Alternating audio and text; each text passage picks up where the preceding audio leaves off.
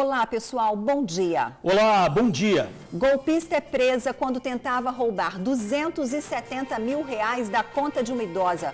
Foi flagrada dentro de uma agência bancária. O caso da menina capixaba vítima de estupro.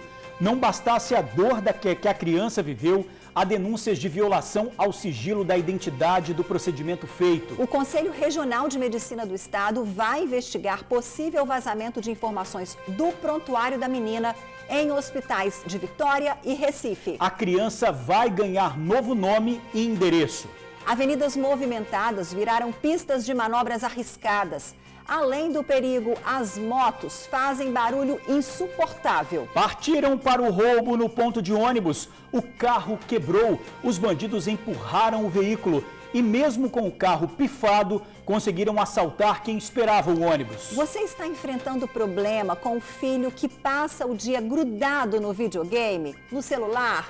O TN faz o alerta. 12 agências da Caixa Econômica abrem amanhã para saque do auxílio emergencial e FGTS. Enfermeira capixaba sonha com máscaras para recém-nascidos. O sonho virou negócio. Os médicos já estão indicando a proteção para os pequenos pacientes que chegaram ao mundo num momento muito estranho. E o tempo, hein? Virou a casaca geral. A super frente fria se aproxima e dá uma sacudida no agasalho. Se preparem. Isso mesmo, porque o fim de semana vai ser gelado. É, o TN tá no ar. Vem pra cá, a gente não te bota numa fria. De jeito nenhum.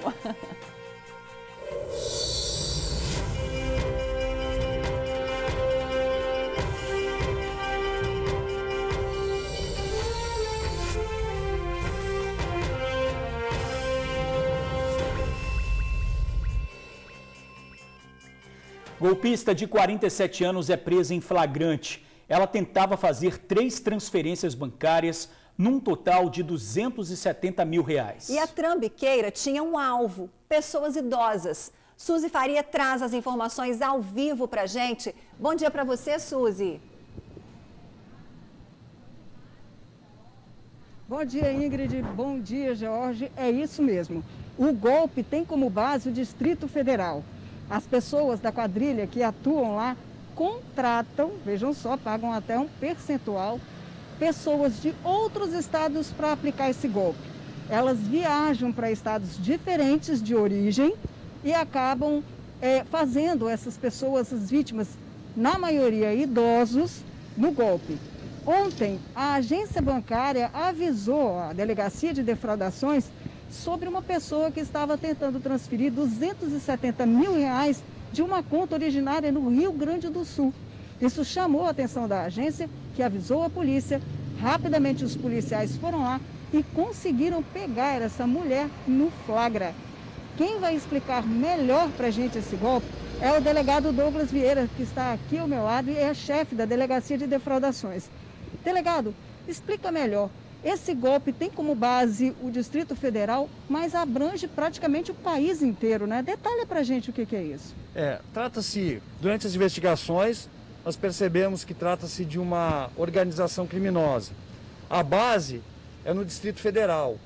No caso da nossa prisão, eles contrataram uma pessoa do estado de Goiás para vir aplicar o golpe aqui no estado do Espírito Santo, tendo como vítima uma idosa de 73 anos de idade, moradora no estado do Rio Grande do Sul, na capital Porto Alegre.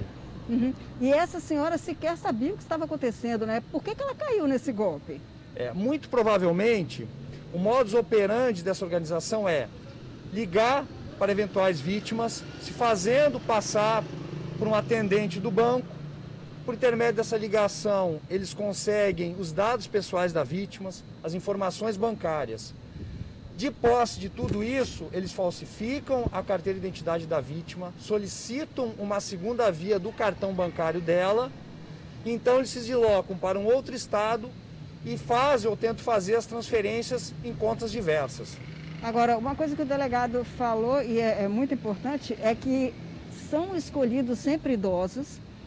As pessoas ligam para essas vítimas como se fosse um atendente do banco, tenta pegar todos os dados possíveis pessoais, e de posse desses dados solicitam outro cartão, nova senha, golpe aplicado, não é? Exatamente. Inclusive com a pessoa que nós efetuamos a prisão, ela tinha uma agenda e lá ela ficava treinando a assinatura da vítima para quando fosse no banco fazer as transferências, não é? Tivesse êxito na sua empreitada criminosa. Agora, nessa agenda também, a polícia detectou mais 3 possíveis vítimas. Há 3 possíveis vítimas, as investigações prosseguirão. Nós estamos fazendo um trabalho em conjunto com polícias de outros estados para desarticular essa organização criminosa. Agora, se eles escolheram o Espírito Santo para poder dar este golpe, a polícia daqui já estava ciente que golpe como esse poderia acontecer. Por isso que os policiais foram tão rápidos assim, né, delegado? Exatamente, nós já estávamos esperando esse tipo de ação aqui. Então, quando nós recebemos o acionamento do banco, nós já tínhamos praticamente certeza que era um golpe que estava em andamento. Então, em questão de menos de 5 minutos, nós deslocamos até o local, solicitamos que ela nos apresentasse a sua identidade e ali percebemos que ela era falsa.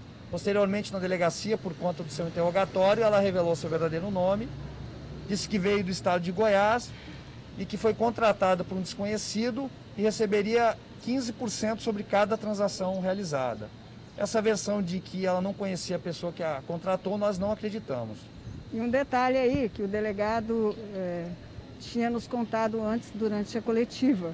Essa senhora que foi vítima e que teria R$270 mil transferido dessa primeira vez, poderia ter participado de um golpe, né, ter sido vítima de um golpe muito maior.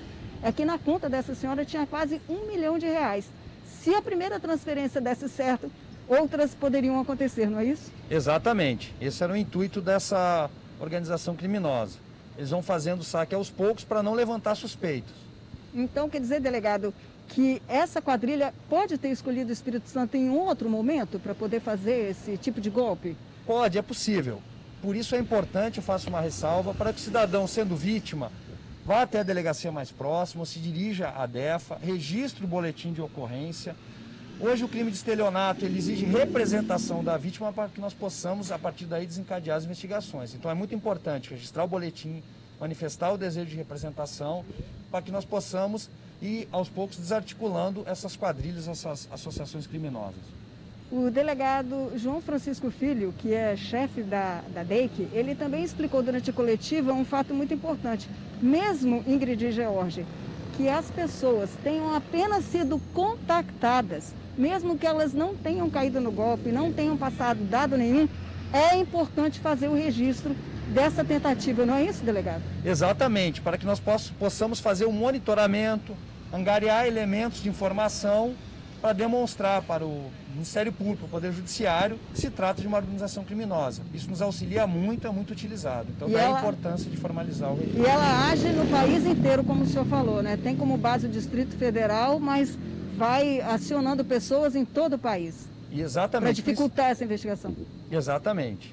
Esse é o intuito deles, diversificar os estados para dificultar o monitoramento pelo banco e também dificultar a ação da polícia. Tá joia. É com vocês aí no estúdio, então para as pessoas fiquem atentos aí a esses golpes.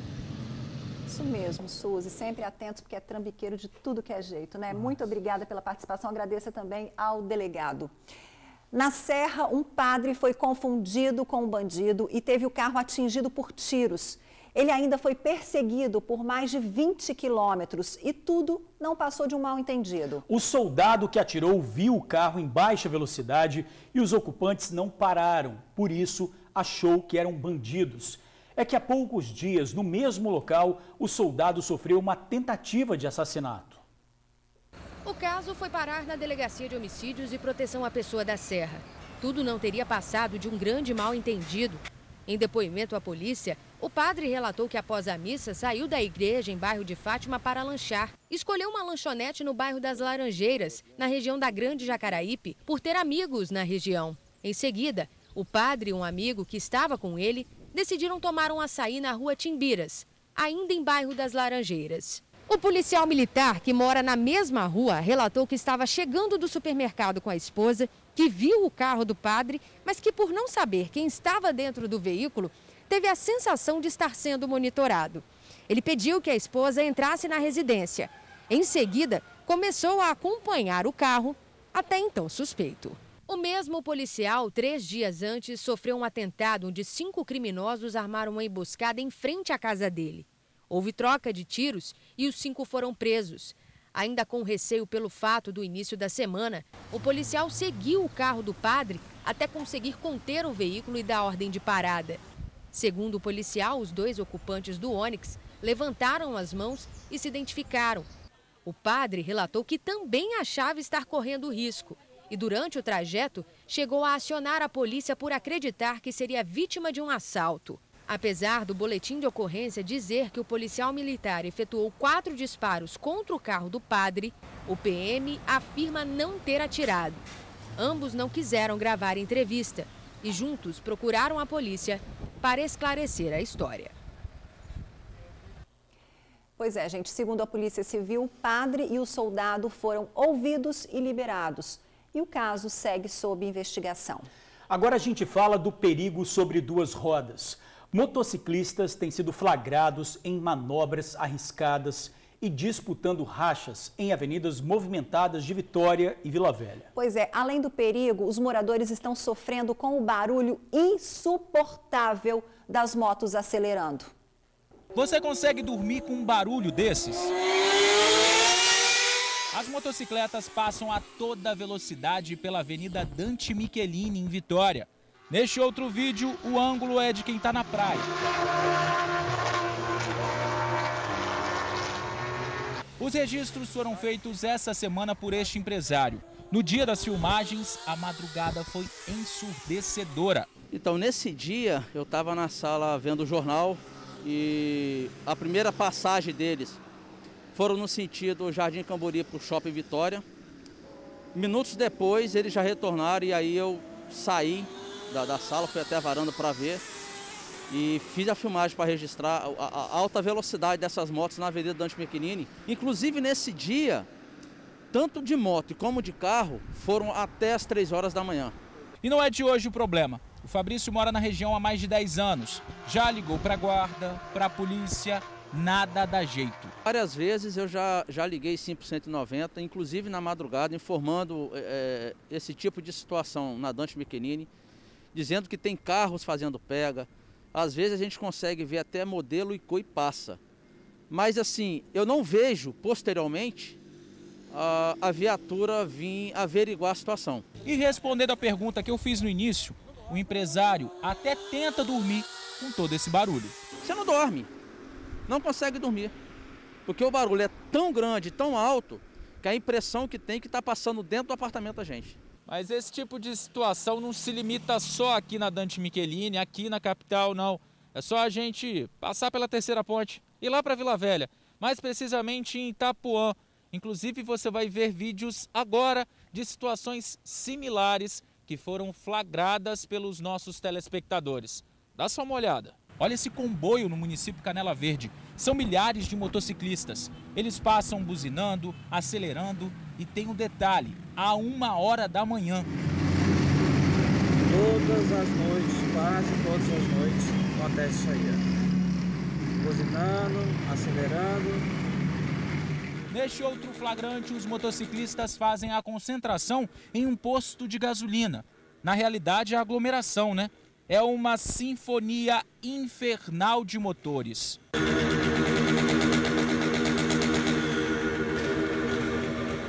No último dia 12, um vídeo flagrou o acidente do empresário Jean Carlos Garcia Rocha, de 31 anos, no Sambão do Povo. Ele estava empinando uma moto.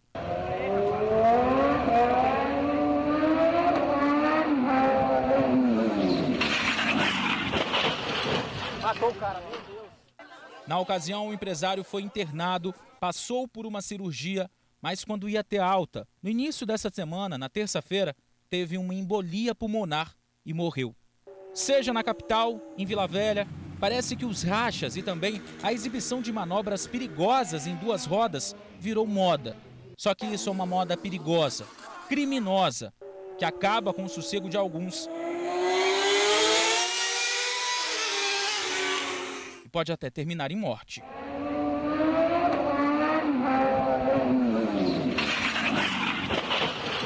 Matou o cara, meu Deus. total falta de amor à vida, né, diante dessas manobras super arriscadas e de bom senso também de incomodar a tantos moradores, a toda a comunidade aí, né, É Georgia? o próximo também, né, porque pode matar alguém também. Pois é, a Prefeitura de Vila Velha informou que a prática é monitorada pelas câmeras de segurança do município e, nesses casos, equipes da Guarda Municipal são acionadas. A PM disse que o Batalhão de Trânsito faz fiscalizações em locais onde há denúncias de rachas. Ressalta a importância de denúncias feitas pela população para o 190 ou 181.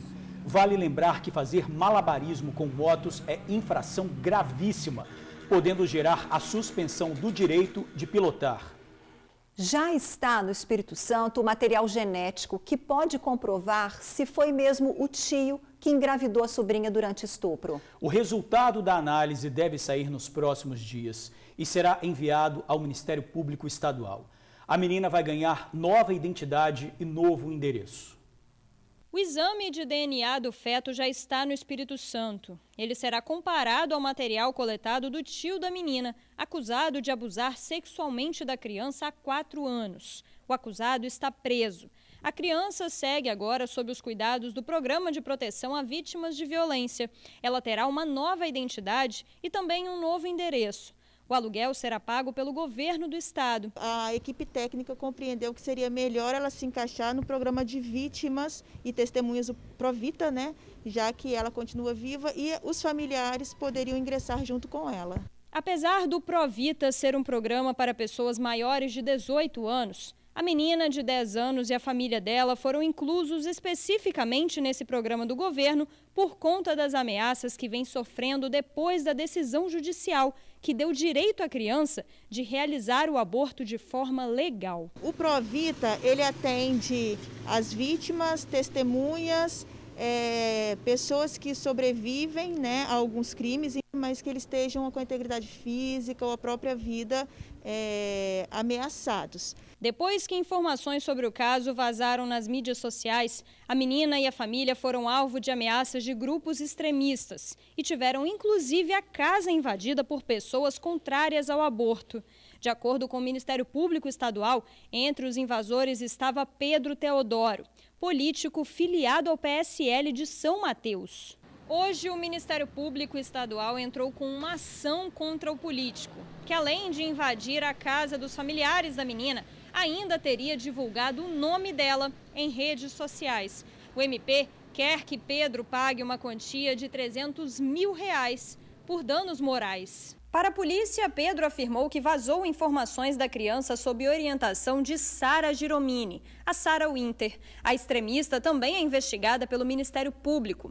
A ação movida contra ela prevê o pagamento de mais de R$1 milhão por danos morais coletivos. Ela teve uma das contas de suas redes sociais excluídas e foi obrigada a retirar o vídeo que publicou com dados da menina. E olha, um padre causou polêmica ao dizer que a menina capixaba compactuou com o estupro. O religioso disse duvidar do abuso por vários anos e perguntou a um seguidor se ele acreditava em Papai Noel. O padre Ramiro Perotto é da cidade de Carlinda, em Mato Grosso, e duvidou da criança de 10 anos que foi estuprada e engravidou, segundo a Secretaria de Segurança Pública, do próprio tio. Afirmou que a menina compactuou com o estupro. Tudo começou depois que o padre compartilhar uma mensagem da Federação Nacional dos Bispos do Brasil lamentando o aborto realizado. Depois ele pergunta ao seguidor: você acredita que a menina é inocente? Você acredita em Papai Noel também? Ele falou outras coisas que é melhor a gente nem falar em voz alta, mas está escrito aí nessa mensagem escrita pelo próprio padre. As mensagens causaram repúdio imediato. Em um comunicado público, Ramiro José Perotto pediu perdão e disse que não foi sua intenção proferir palavras de baixo calão, mas ele escreveu isso. Bom, Ingrid, depois dessas imagens, depois dessas mensagens, muitas pessoas, nas redes sociais dizem: deixa essa menina em paz. Deixa ela passar. Mas como deixar uma menina dessa em paz e outras meninas dentro de casa se elas continuam sendo silenciadas? Ao olhar uma mensagem dessa e ao falar sobre esse tipo de assunto, a gente tem que, dentro de casa, no momento desse, olhar para o lado, olhar para a criança. Várias crianças nesse momento estão sofrendo. Enquanto as crianças estiverem sofrendo, é papel da imprensa, é papel da mídia falar sobre esses assuntos.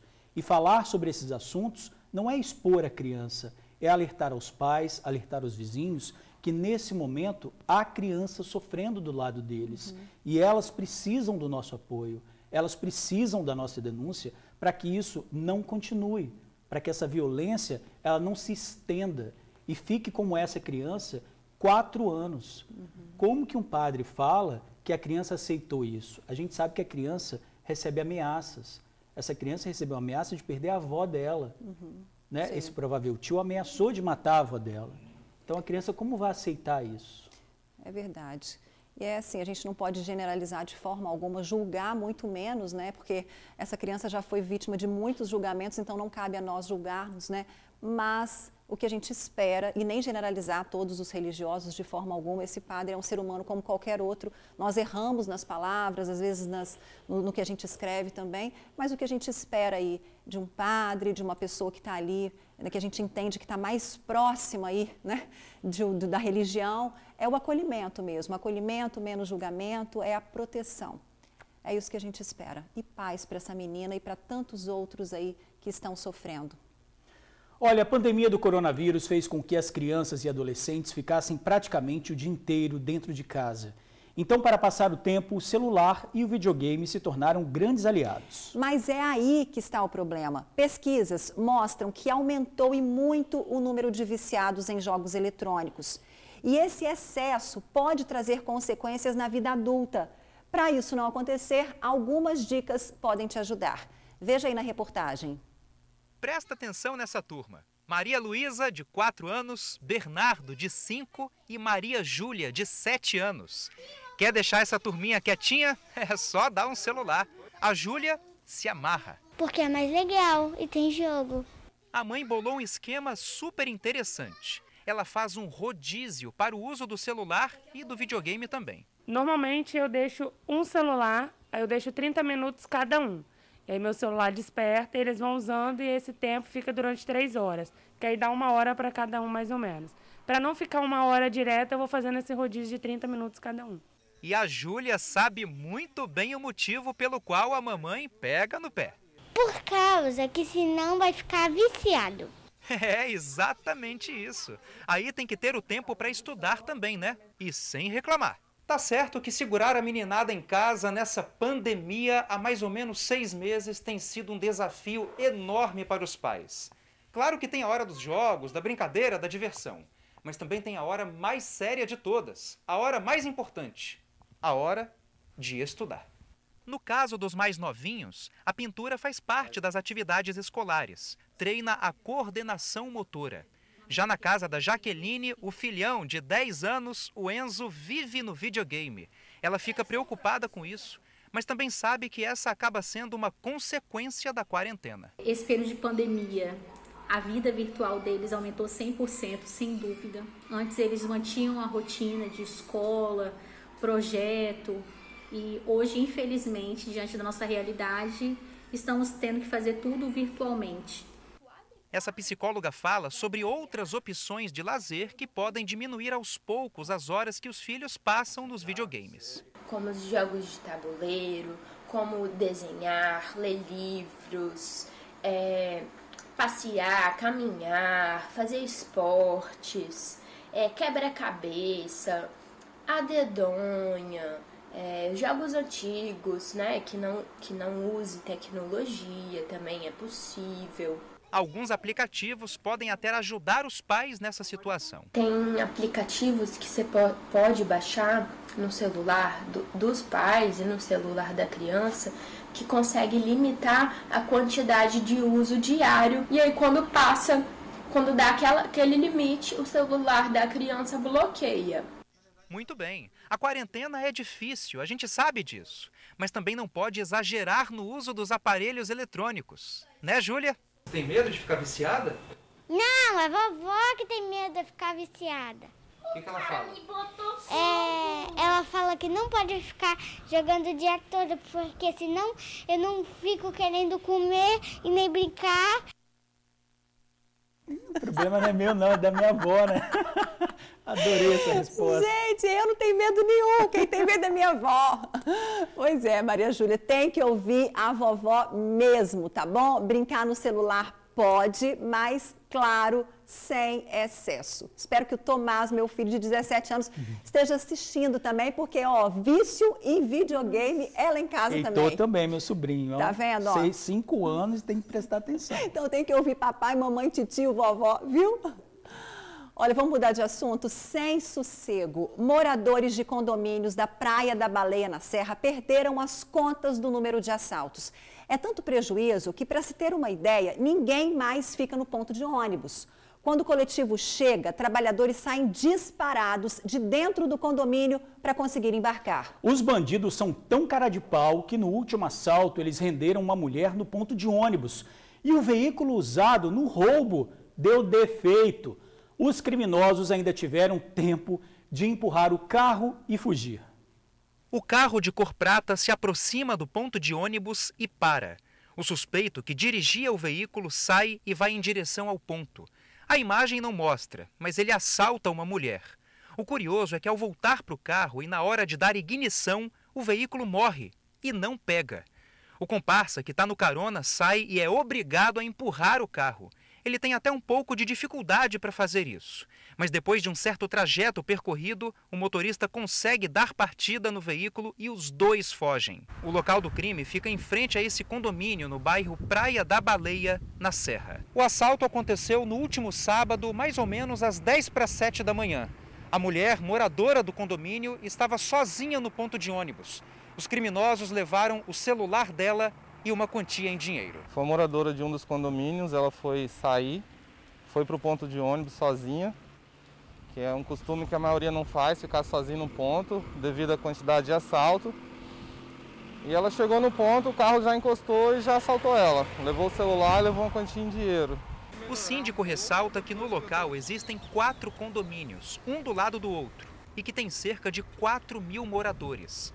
Muitos dependem do transporte coletivo e o ponto se tornou um local muito perigoso. Depende muita gente do ônibus. Pela manhã, o pessoal que já foi assaltado ou que já presenciou já não fica no ponto.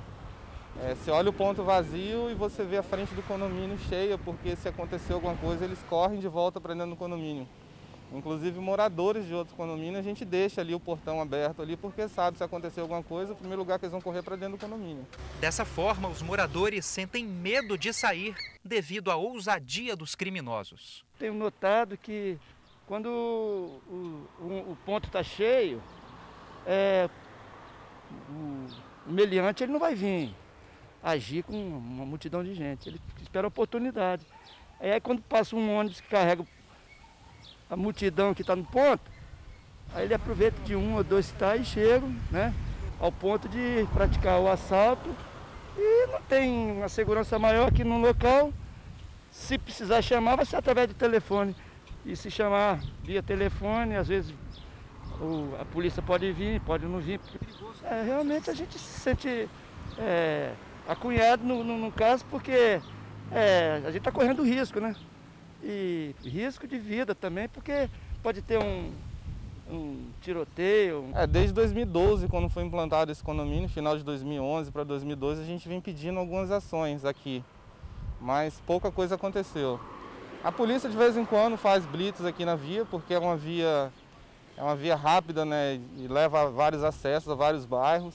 Então eles fazem blitz, mas assim, fora de horário, e não resolve, né?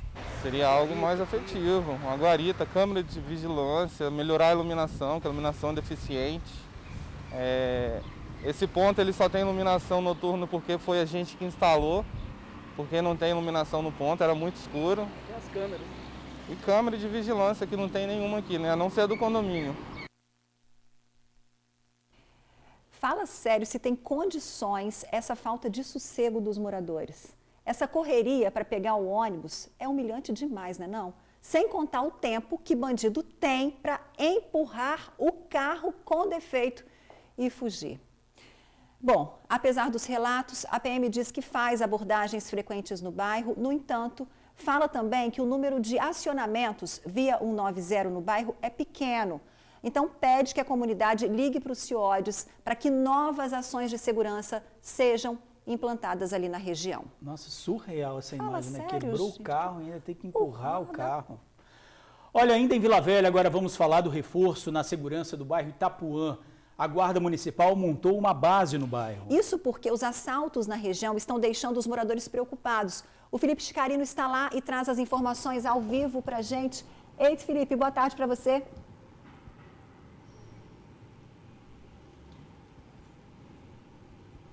Oi, Ingrid, boa tarde para você, boa tarde, Jorge, boa tarde a todos que nos acompanham pelo TN1, muito obrigado pela audiência de vocês. É isso mesmo, é aquela unidade móvel que está bem atrás ali, ó. É aquele ônibus, ele estava na Barra do Jucu, em Vila Velha, aqui mesmo em Vila Velha, desde a última segunda-feira, então está aqui na Praça Agenor Moreira, em Itapuã. Por que essa unidade móvel está aqui veio reforçar a segurança? Porque o índice de roubo e de furtos aqui na região vem aumentando nas últimas semanas, então a Guarda trouxe essa ferramenta de prevenção de criminalidade aqui para essa praça. É isso, subcomandante Yuri Silva, boa tarde. Isso, boa tarde. Para trazer um pouco, não só a sensação de segurança, mas inibir um pouco da criminalidade aqui na região de Itapuã, que está um pouquinho acentuada? Boa tarde. Com certeza, boa tarde. O ônibus ele vai estar durante um período funcionando 24 horas à disposição da população, e aí as equipes elas vão fazer todo um trabalho em conjunto com a Polícia Militar, inclusive de abordagens, patrulhamento mais específicos nessas regiões que estão dando esses problemas, que estão ocorrendo os furtos, além de garantir que o espaço público retorne à sociedade, né? Que a população de bem possa ocupar novamente esse espaço público. E o ônibus fica aqui parado na praça 24 horas por dia? Como é que é o funcionamento desse ônibus? Fala um pouquinho sobre ele pra gente, por favor. As equipes realizam revezamento, então durante as 24 horas do dia sempre vai ter uma equipe à disposição aqui da população. Se ela não estiver aqui, com toda certeza ela vai estar atendendo alguma ocorrência, alguma demanda próxima, mas às 24 horas estará presente equipes aqui, como também da Polícia Militar, trabalhando em conjunto. Jorge e Ingrid, eu estava conversando com o Yuri aqui antes da entrada ao vivo, né? E a gente estava discutindo como que esse assunto ele é complexo, né? Quando a gente fala de violência, quando a gente fala de moradores em situação de rua. Por exemplo, nessa praça aqui, né, Yuri, fica muitas pessoas em situação de rua. Mas o que precisa ficar muito claro que nem todo morador de rua é criminoso, não dá para colocar todo mundo no mesmo saco. E por isso a complexidade, né? Porque às vezes existem criminosos que se infiltram em meio aos moradores de rua, aos dependentes químicos, aos alcoólatras, para poder se aproveitar e cometer crimes. Como coibir isso? Como evitar isso, Yuri? Justamente, agora com a presença das forças de segurança no local, o ônibus instalado 24 horas, a gente faz esse filtro e aí entra toda uma parceria, né? A gente trabalha integrado não só com a Secretaria de Assistência Social, mas existe o programa Interagir, né, do município. Que voltou agora, que voltou, retornou agora junto com o ônibus. Esse programa ele traz toda uma estrutura de atendimento a essas pessoas que estão na condição de situação de rua. Tem todo o encaminhamento, é ofertado oficinas, encaminhamento a emprego, o retorno aos lares, às famílias. Então, assim, o município e o estado têm essa condição, mas depende, claro, da vontade da pessoa em querer mudar de vida. Ô Yuri, o ônibus fica até o final do mês. Rapaz, e depois que for embora? Porque a gente sabe que essa região aqui, a gente sempre está aqui dando voz aos moradores, relatando essas ondas de criminalidade, mas como fazer com que a situação continue controlada, mesmo quando o ônibus for embora para outro bairro? Porque a gente sabe que outras comunidades também precisam de uma unidade móvel assim. E o que fazer aqui quando o ônibus for embora para outra região que também vai precisar? A partir desse período que ficar concentrado o ônibus, vai ser feito um trabalho intensivo, então a gente vai fazer uma força-tarefa aqui com todo mundo, como eu falei, com as secretarias, com a Polícia Militar, a Guarda Municipal, para a gente tentar reduzir ao máximo esses problemas que estão ocorrendo na comunidade e, obviamente, assim que o ônibus se deslocar, o patrulhamento preventivo permanecerá no local para atender e manter, né, a ordem e a segurança das pessoas. Existe uma possibilidade de estender a presença do ônibus aqui por Itapuã ou por enquanto é até o final de agosto? A nossa previsão mesmo? Inicial, se a gente conseguir concluir as nossas metas, é até o dia 31. Caso tenha necessidade, a gente pode estender ou não. Mas a nossa previsão inicial é dia 31. Yuri, muito obrigado pelas informações. Eu conversei então com o subcomandante Yuri, da Guarda Municipal de Vila Velha.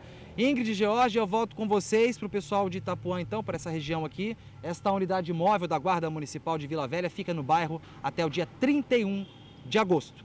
Ingrid e George, eu volto com vocês. Uma boa tarde a todos e um ótimo final de semana para vocês e para quem está acompanhando a gente neste TN1 de sexta-feira. Valeu, Felipe. Obrigado aí pelas informações. Eu também é o Yuri. E olha, a Polícia Civil de Anchieta pediu a prisão temporária do namorado da comerciante encontrada morta num sítio do município. O corpo de Eusinéia Loyola Batista, de 50 anos, estava dentro da piscina do sítio da família no interior de Anchieta. A morte foi descoberta por um vizinho do sítio. De acordo com a família, o namorado da comerciante foi a última pessoa que esteve com ela. Várias ligações foram feitas ao suspeito, mas ele dizia não saber de Eusinéia.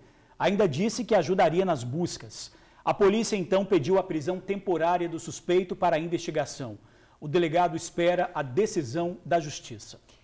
12 mil aposentados aqui do estado vão provar que estão vivos de uma maneira diferente. A comprovação será feita pelo celular. A prova de vida é uma exigência do INSS para o pagamento de aposentadorias. Cerca de 12 mil capixabas serão convidados para fazer a prova de vida por biometria facial. A pessoa vai receber uma mensagem do INSS e pode escolher ou não participar do projeto. O INSS, através de um SMS, através de um e-mail, através do meu INSS, vão entrar em contato com essas pessoas para que elas, falando que elas estão sendo convidadas a fazerem a prova de vida através do novo sistema. Para realizar a prova de vida, a pessoa precisa ter um smartphone.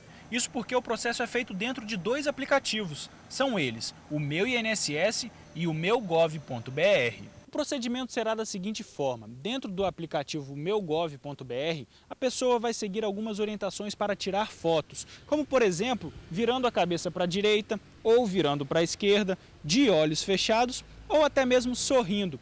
Já dentro do aplicativo Meu INSS, é só colocar o CPF ou a data de emissão da carteira de motorista. Depois disso, o sistema fará automaticamente o cruzamento de dados. É mais uma ferramenta de comprovação, mais uma facilidade que evita determinadas pessoas com impossibilidade de locomoção, várias razões, de não se deslocarem até um banco. Desde o início da pandemia, a prova de vida presencial está suspensa. Por isso, a iniciativa do INSS é pensada para digitalizar o processo e evitar o contágio pelo coronavírus.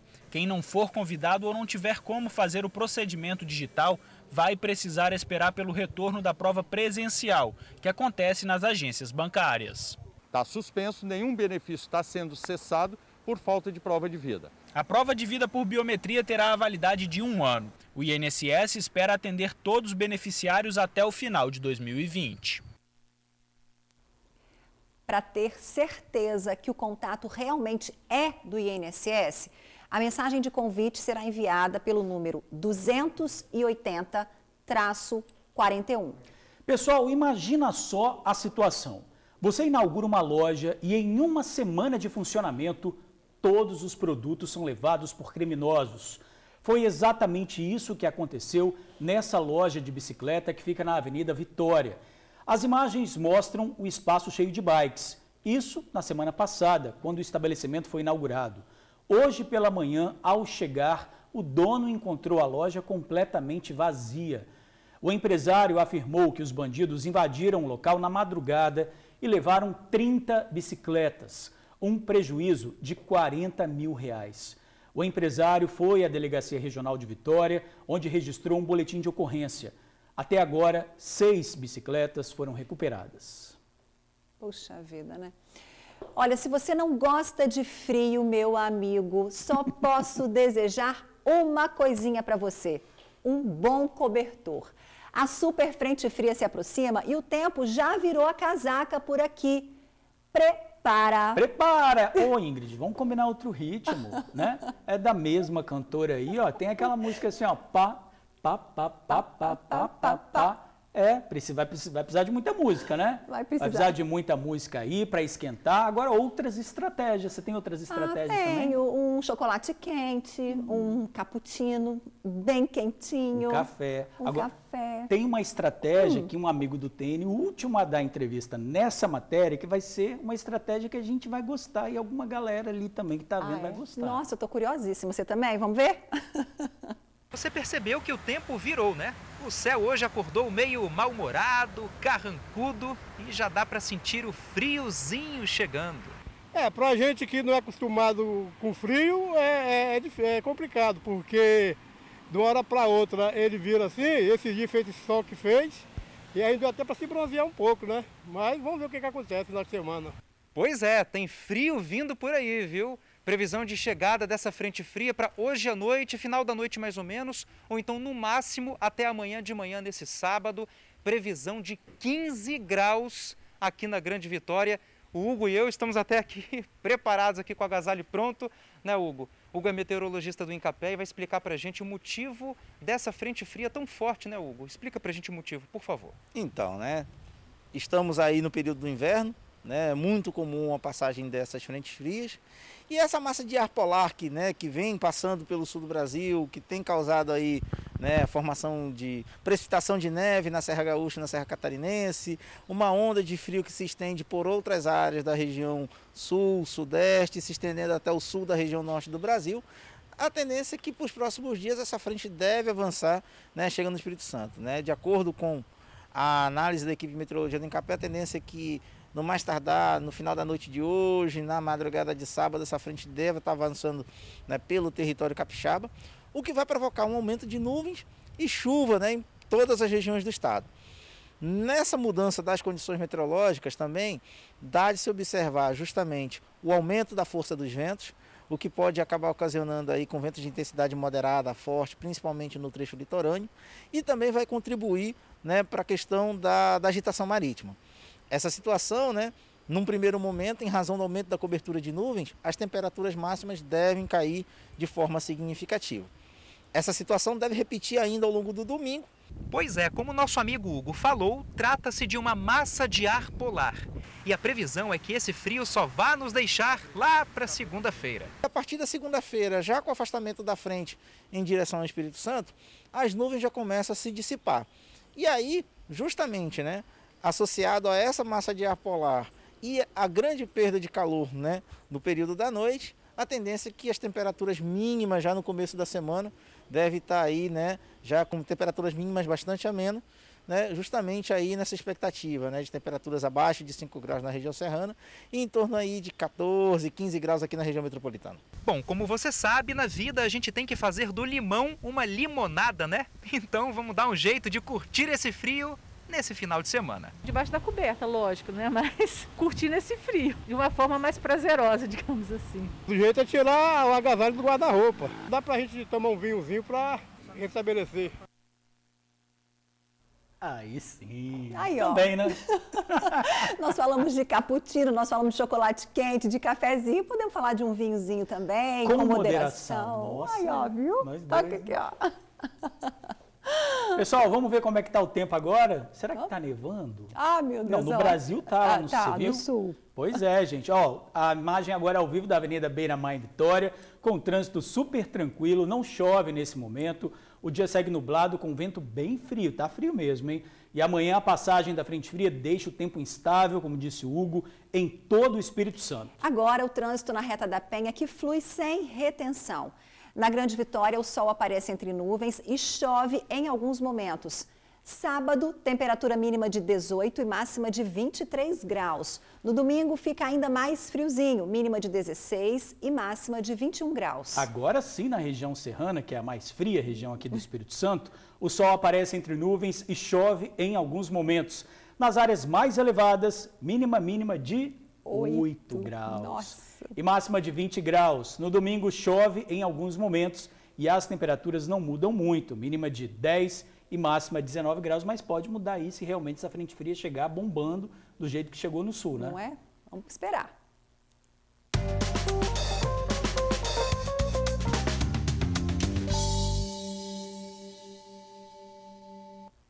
com carinho e proteção. Você vai conhecer agora as máscaras que uma enfermeira capixaba criou para recém-nascidos.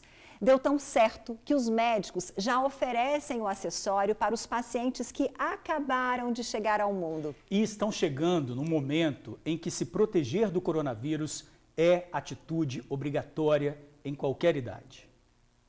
Há alguns meses, a Kessia teve um sonho revelador. Eu tive um sonho que estava fazendo máscaras para bebês. Seguindo esse sonho, ela começou a pesquisar as máscaras. Ela tem formação em enfermagem e esse conhecimento ajudou a chegar a esse tipo de material. Eu encontrei uma reportagem na Tailândia, em que eles estavam improvisando face shield para recém-nascidos dentro de uma maternidade. Então era algo bem grosseiro, em que só poderia ser usado em cima do gorro para não machucar. E em cima daquele modelinho, a gente resolveu desenvolver algo que pudesse levar proteção, que era o mais importante, mas que pudesse levar conforto também e um pouquinho de cor, em meio àquele caos que a gente estava vivendo, porque foi bem no iniciozinho, foi no início de maio. Você deve estar se perguntando, então, qual seria o melhor tipo de máscara para os bebês? Se essa face shield ou essa máscara mais comum, que todos nós estamos usando. Bem, para tirar essa dúvida, principalmente para quem vai ser mãe ou já tem um recém-nascido, nós fomos conversar com 2 especialistas. Os médicos Fernando Guedes e Nayara da Mata são ginecologistas e obstetras. Eles condenam as máscaras comuns para os bebês e crianças até 2 anos. E a doutora Nayara explica por quê. Porque a gente sabe que a máscara de pano ela não é recomendada, uma vez que ela traz risco de sufocamento para bebês, né, para crianças abaixo de 2 anos, e retenção de CO2. E uma alternativa foi exatamente a face shield, no sentido de que ela tem um distanciamento do rosto. Existem maternidades que já estão usando a face shield na Tailândia, em Portugal, maternidades no Distrito Federal também usando, e nós trouxemos isso para o Espírito Santo através da Kessia. Então, a gente recomenda, sim, o uso. Dr. Fernando fala das vantagens e como essa máscara deve ser usada. Inclusive ele e a doutora Nayara, que trabalham juntos, incorporaram a máscara ao kit que costumam presentear as clientes. Os pais devem utilizar essa máscara a partir do momento que o bebê vai para o quarto e vai entrar algum funcionário do hospital para realizar algum procedimento dentro do quarto. Usar a máscara também quando for sair de casa com o bebê, seja para vacinação, seja para ir ao pediatra. E utilizar a máscara também quando for receber visitas. Na verdade, a gente não deveria receber visitas aos bebês nesses momentos. Mas é muito difícil uma família que acaba de receber um recém-nascido não ter a visita da avó, a visita da irmã, né? A gente sabe que hoje o nível de controle ele está diminuindo, então as pessoas estão tendo mais acessibilidade à rua, mais acessibilidade às áreas de lazer. Então é certo que as visitas vão em algum momento retornar às maternidades e em casa. Algumas mamães já estão usando e falando sobre a experiência. A psicóloga Fernanda, por exemplo, já está usando no pequeno bebê. A gente saiu do quarto até o carro com a máscara, com a face shield, e até hoje toda vez que a gente vai sair para consultas médicas, exames laboratoriais ou vacina, né, a gente sempre utiliza a nossa face shield, né, de mãe e filho. A técnica de enfermagem Franciele está aguardando ansiosamente o nascimento da Liz. Fran está com 33 semanas e no enxoval está a máscara facial. Em tudo que a gente pudesse proteger, cuidar, a gente está aqui. Já estou chegando no 9º mês de gravidez e estamos aqui ansiosos, esperando essa princesa, nosso bebê arco-íris, e protegidos, né? Um beijo. Um beijo e saúde para a mamãe e para o bebê. E para conhecer as máscaras, basta entrar no Instagram da Kessia, @Kessia_Skauser. E a seguir, 12 agências da Caixa Econômica abrem amanhã para saque do auxílio emergencial e FGTS. A guarda de Vila Velha achou que era um usuário de maconha, mas no carro tinha munição pesada. Em Cariacica, um jovem de 21 anos foi assassinado após trocar tiros com traficantes. Nós voltamos rapidinho. O caso da menina que interrompeu a gravidez com autorização da justiça após ser estuprada. O tio é o principal suspeito. A deputada Soraya Manato, do PSL, foi denunciada por uma colega parlamentar de São Paulo por vazamento de dados. Soraya se defendeu.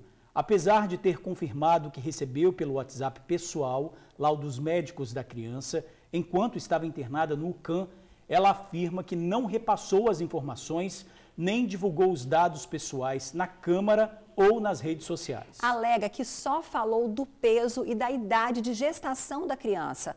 Afirmou ainda que a vítima de estupro não tinha complicações e, em defesa da vida, acredita que não havia necessidade de interromper a gravidez. Acrescenta que respeita a legislação brasileira. Hoje, o Conselho Regional de Medicina recebeu a denúncia solicitando a apuração dos fatos que levaram tanto à recusa do UCAM em fazer o aborto legal, quanto o vazamento de informações do caso. A Guarda de Vila Velha foi surpreendida ontem à noite durante um patrulhamento. O que parecia só um caso de uso de maconha acabou em prisão. O jovem levava no carro 25 cartuchos de uma munição com alto poder de destruição. Olha só a quantidade de munição calibre 12 que a equipe da Guarda de Vila Velha apreendeu na noite desta quinta-feira. A equipe fazia uma ronda na Avenida Jerônimo Monteiro quando passou por um veículo de onde vinha um cheiro forte de maconha e fez a abordagem. E aí, para surpresa da equipe, não localizaram nenhum material entorpecente, até porque o condutor já havia consumido o material, mas para surpresa, no interior do veículo localizou uma sacola contendo 25 munições para espingarda calibre 12 do tipo SG, uma munição de alto poder de fogo e alto poder de destruição. 25 cartuchos. É munição para armamento pesado. Não é um armamento comum, normalmente é utilizado pelas forças policiais e de segurança, justamente pelo seu poder de destruição. O suspeito de 28 anos contou que a munição era para ser utilizada numa arma que ele tem, mas não era para cometer crimes, não. Só que o que chamou a atenção da Guarda Municipal foi que ele disse que a munição iria carregar uma arma de fabricação caseira. Para a surpresa também da equipe, o conduzido alega que é para utilizar numa arma irregular que o mesmo possui, mas uma espingarda também de fabricação artesanal. É aquela desculpa de sempre, alega que é para roça, que é para outra finalidade, mas quem importa esse tipo de equipamento certamente não é para um bom intuito, né? O suspeito de 27 anos foi levado para a Delegacia Regional de Vila Velha e autuado em flagrante por posse ilegal de arma. Como não pagou fiança, foi encaminhado para o presídio em Viana. E a Polícia Rodoviária Federal prendeu em São Paulo uma mulher transportando armas e munições aqui para o estado. Dentro da mochila da passageira, policiais encontraram 5 pistolas, um revólver, munição e carregadores de vários calibres. A suspeita estava dentro de um ônibus que vinha para Vitória. Policiais abordaram o veículo na Avenida Presidente Dutra. Os agentes desconfiaram do nervosismo da mulher, que acabou assumindo o carregamento. Disse que receberia dinheiro pelo transporte, mas não revelou o valor. A ocorrência foi encaminhada para a Delegacia de Cruzeiro, em São Paulo. Em Cariacica, um jovem de 21 anos foi assassinado após trocar tiros com traficantes. Luiz Otávio Gonçalves foi surpreendido por criminosos de um bairro vizinho. Ele trocou tiros com um grupo que disputa o tráfico de drogas na região do bairro Nova Esperança, onde o crime aconteceu. O jovem ainda tentou se esconder numa casa, mas acabou baleado e morto no local. Nenhum suspeito foi detido. Bom, agora a gente fala do coronavírus no Espírito Santo. Em 24 horas foram registrados 1.079 novos casos da doença e 16 mortes. Veja mais detalhes. São 104.169 casos confirmados de Covid no Espírito Santo. 2.979 mortes. E o número de curados chega a 89.656. A taxa de ocupação de leitos de UTI está em 73%. Pessoal, amanhã 12 agências da Caixa Econômica estarão abertas aqui no estado para saque do auxílio emergencial e FGTS. São agências de Vitória, Vila Velha, Cariacica, Serra, Colatina, Guarapari, Itapemirim, São Mateus e Linhares. Neste sábado, poderão sacar o auxílio emergencial beneficiários nascidos em julho que já receberam o valor na conta poupança digital. Já em relação ao FGTS, podem sacar até R$ 1.045 trabalhadores nascidos até março, que também já receberam o benefício pelo Caixa Tem. O horário de funcionamento vai das 8 da manhã ao meio-dia. A Caixa afirmou que todos que forem às agências neste horário serão atendidos. E agora a gente fala da paralisação dos rodoviários da aviação metropolitana. A categoria continua de braços cruzados por conta de salários atrasados. A aviação atende linhas que circulam em Vila Velha, Cariacica e Guarapari. Os trabalhadores afirmam que vão continuar parados se o pagamento não for regularizado. De acordo com o Sindrodoviários, a empresa ainda deve os salários de julho e adiantamento de agosto. O GV Bus disse que a aviação metropolitana já negocia com os rodoviários. E a Ceturb informou que está remanejando veículos de outras operadoras para cobrir as linhas afetadas. Já, denúncia anônima leva para a cadeia suspeito de envolvimento em assassinato na Ilha do Boi, em Vitória. E o T1 volta a falar do frio. O tempo fechou, amigos. A gente já volta. Uma denúncia anônima levou a Guarda Municipal a prender um dos envolvidos no assassinato de um homem no final de semana passado na Ilha do Boi, em Vitória. Ele é um dos chefes do tráfico de drogas no bairro Divino Espírito Santo, em Vila Velha. No momento da prisão, o bandido entrou numa casa e tentou fingir que estava dormindo. A equipe da Guarda Municipal de Vila Velha chegou até o bairro Divino Espírito Santo, no local conhecido como Beco da Facada, após uma denúncia anônima. A indicação era de que um dos chefes do tráfico estava no beco. Durante a operação, a guarda conseguiu apreender drogas, arma, celulares, munição. Quando chegamos lá, para surpresa da viatura, visualizamos na faixa de 6 indivíduos armados, que ao ver a viatura se evadiram, né? Nós conseguimos acompanhar um e esse conseguiu pular para dentro de uma casa, se homiziar dentro de um quarto e fingir que estava dormindo. A equipe conseguiu localizá-lo e aí na posse dele estava arma de fogo, municiada, droga, rádio comunicador, celulares, inclusive um celular estava com restrição de furto e roubo.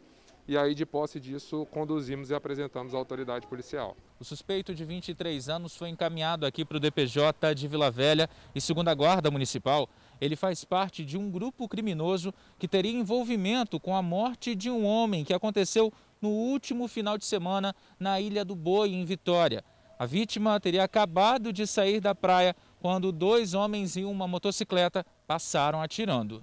Eric Isaac Fragoso, de 25 anos, foi executado com 18 tiros. Estava com a família e os 3 filhos no momento do crime. Ele teria envolvimento com tráfico e também com um homicídio que aconteceu há um mês. Crimes ligados ao bairro Divino Espírito Santo. Como eu falei, o Divino Espírito Santo encontra-se conflagrado com uma guerra interna. E no último dia 15 houve um homicídio, né, na Ilha do Boi. E que esse homicídio é oriundo dessa guerra de tráfico, né, que ocorre no bairro, e esse indivíduo preso hoje, conduzido, apresentado, ele é desse grupo criminoso que está sendo investigado pela execução da vítima Isaac na Ilha do Boi. O suspeito foi autuado em flagrante por porte ilegal de arma, pagou uma fiança e vai responder em liberdade. Sobre o homicídio na Ilha do Boi, o caso segue sob investigação. Voltamos a falar do tempo no Espírito Santo. Agora com imagens ao vivo da reta do antigo aeroporto que tem trânsito sem retenção. E o vento forte e frio tá de cortar os ossos, meu amigo. Tudo porque uma massa de ar polar mudou o clima geral.